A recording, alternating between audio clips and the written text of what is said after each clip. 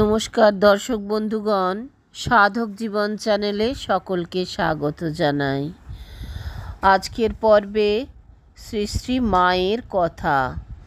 জগদম্বা আশ্রম, কোয়ালপাড়া, বাঁকুড়া, এপ্রিলের 20 তারিখ, রবিবার, 1919। মনীন্দ্র, সাতু ও নারায়ণ আয়াঙ্গার, জনৈক মাদ্রাজি ভক্ত প্রভৃতি সকালবেলা প্রায় 10টার সময় শ্রী শ্রী মাকে প্রণাম করতে গিয়াছেন। মা 1 মাসের ওপর হইল আসিয়াছেন। পুরুষ ভক্তেরা কোয়ালপাড়া মঠে থাকেন এবং তথায় খাওয়া দাওয়া করেন। শ্রী শ্রী মায়ের ভ্রাতুষ্পুত্রী মাকুর ছেলের খুব অসুখ, ডিপথেরিয়া হয়েছে, জয়রামবাটিতে আছে। বৈকুণ্ঠ মহারাজ তাকে দেখছেন। মা সেজন্য খুব চিন্তিতা। কি হয়? ভক্তেরা প্রণাম করে বসতেই প্রথমে ওই কথা উঠল। নারায়ণ আয়াঙ্গার: মা, আপনার আশীর্বাদে ছেলে ভালো হয়ে যাবে।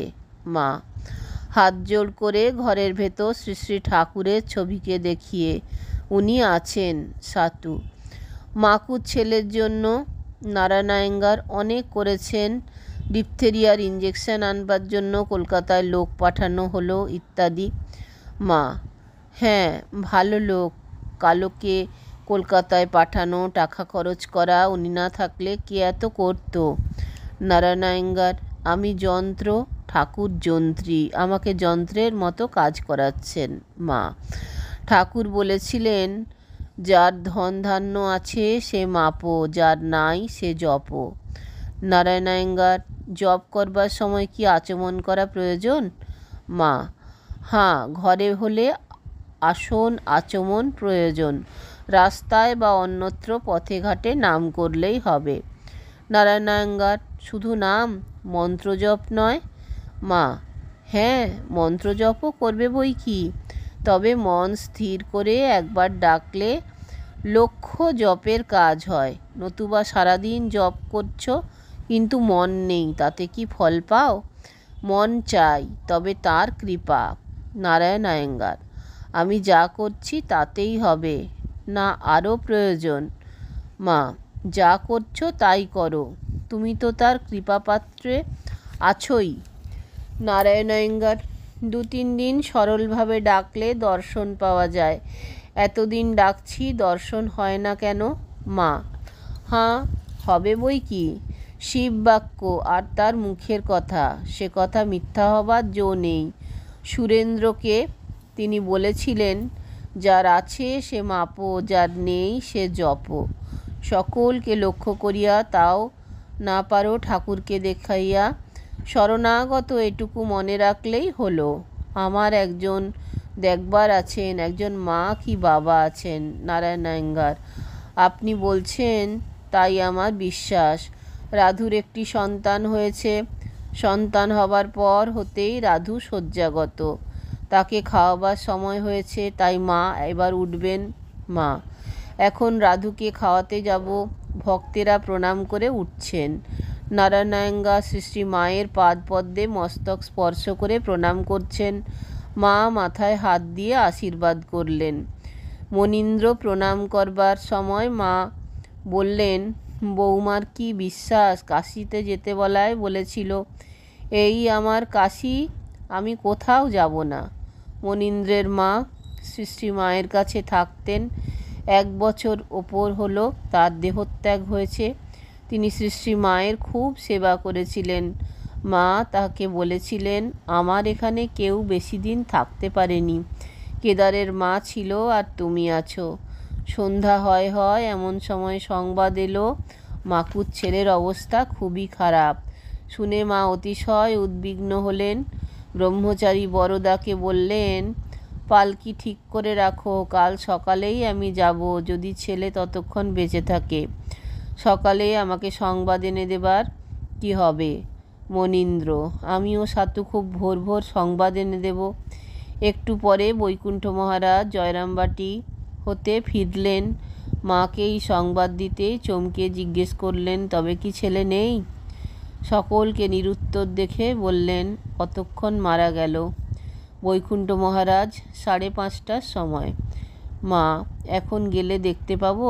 বৈকুণ্ঠ মহারাজ: না মা, নিয়ে গেছে। মা খুব কাঁদতে লাগলেন। একটু থামছেন তো আবার কাঁদছেন। স্বামী কেশবানন্দ মাকে সান্ত্বনা দেবার চেষ্টা করতে মা কেঁদে বললেন: কেদার গো, আমি ভুলতে পারছি নে। ছেলেটি একবার মাকুর সঙ্গে জয়রামবাটি যাবার সময় কোথা হতে কতগুলি গুলঞ্চ ফুল কুড়িয়ে এনে মায়ের পায়ে দিয়ে বলেছিল, দেখো পিসিমা কেমন হয়েছে। তারপর সে প্রণাম করে শ্রী শ্রী মায়ের পায়ের ধুলা লইল। পরে ফুলগুলি জামার পকেটে পুরে লয়ে গিয়েছিল। শরৎ মহারাজ তাকে খুব ভালোবাসতেন। অসুখের সময় ছেলেটি লালমামা বলে শরৎ মহারাজকে খুব ডেকেছিল। মা বললেন, হয়তো কোনো ভক্ত এসে জন্মেছিল, শেষ জন্ম হবে, নইলে 3 বছরের ছেলের অত বুদ্ধি, অমন করে পুজো করে গা, লালন পালন করে আমার কষ্ট।